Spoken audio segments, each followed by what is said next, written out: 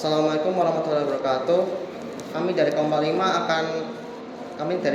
TSC Angkatan 24 akan menjelaskan tentang analisa dari PPT kami serta menjelaskan sedikit tentang prototipe yang akan kami buat. Sebelumnya, perkenalkan nama saya Seto Yoris sebagai pembicara video ini kali ini. Lalu ada Sahrul Putra sebagai kameramen dan Saila Safwana sebagai editor. Baik, pertama-tama kami akan menjelaskan permasalahan utama dan latar belakang dari analisa yang telah kami lakukan. Jadi sebagai praujian tengah semester mata kuliah K3, untuk kesadaran akan pentingnya kelengkapan dan penerapan K3 di lingkungan laboratorium sistem mikrokontroler. Melalui kegiatan ini kita dapat mengidentifikasi penerapan K3 dengan baik dan benar. Apa sih tujuannya dari analisa kami ini? Jadi tujuannya untuk mengetahui bagaimana penerapan K3 yang ada di laboratorium sistem mikrokontroler yaitu elektronika, dan juga melakukan evaluasi dan perbaikan terhadap sistem K3 yang telah kami terapkan. Apa sih manfaatnya dari tujuan tersebut? Yang pertama adalah mengantisipasi ancaman kecelakaan kerja akibat kurangnya penerapan K3. Lalu mengetahui sejauh mana penerapan K3 yang sudah berjalan, memberikan masukan perbaikan terhadap K3 yang belum terlaksana dengan baik. Jadi konsep analisa awal kami adalah pengamatan dilakukan berdasarkan pengalaman saat berada di laboratoriumnya. Lalu pendapat dikumpulkan dari teman-teman yang mengikuti praktikum. Lalu yang terakhir adalah analisa bersifat deskriptif berdasarkan kegiatan nyata yang ada di lapangan. Untuk prosesnya sendiri, kami melakukannya selama 30 lebih atau tidaknya menit. Lalu berbarengan dengan kegiatan praktikum mata kuliah lain. Yang ketiga adalah observasi terhadap penerapan K3 di laboratorium sana. Lalu tidak ada kendala berarti, namun disarankan adanya pendampingan dari asisten. Lalu yang terakhir adalah fokus pada sistem yang sudah berjalan dan bagaimana K3 diimplementasikan. Jadi inilah hasil analisa dari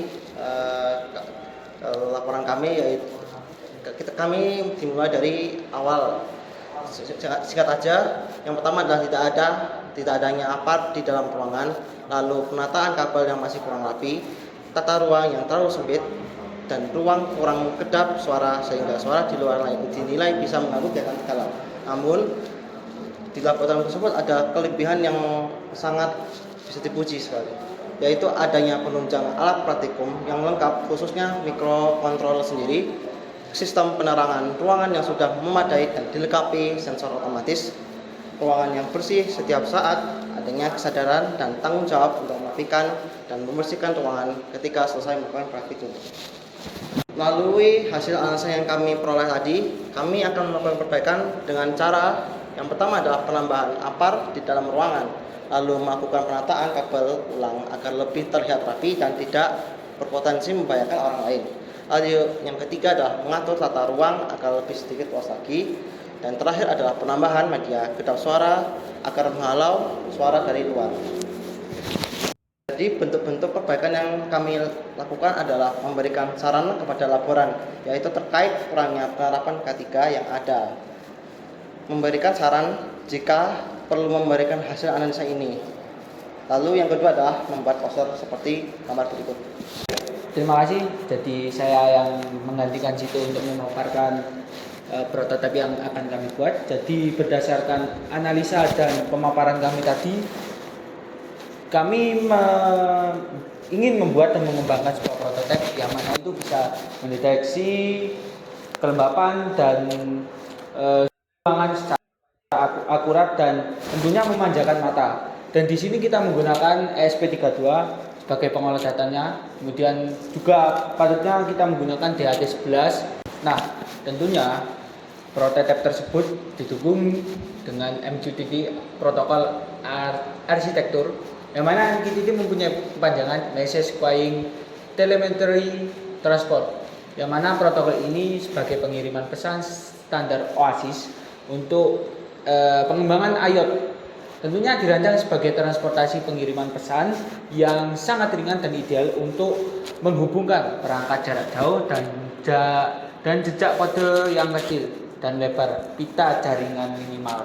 MQTT saat ini banyak digunakan dalam berbagai bidang industri tentunya.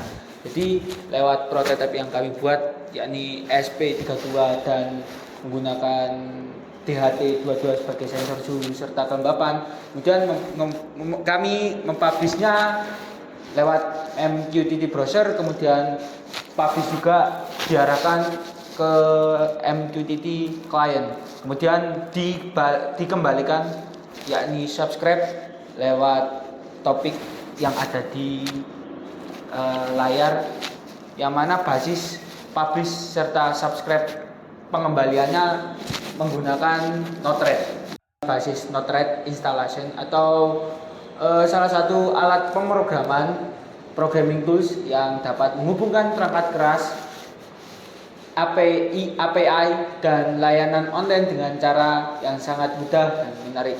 Dan memang di sini kami menyajikan beberapa cara untuk mendownload atau menginstalnya secara langsung untuk tampilan UI-nya.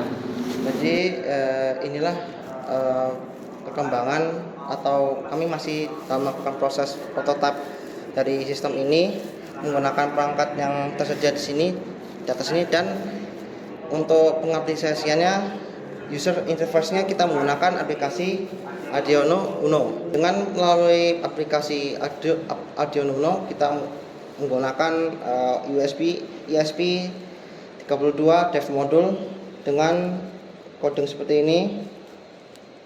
Untuk penggambaran hasilnya seperti bagian berikut.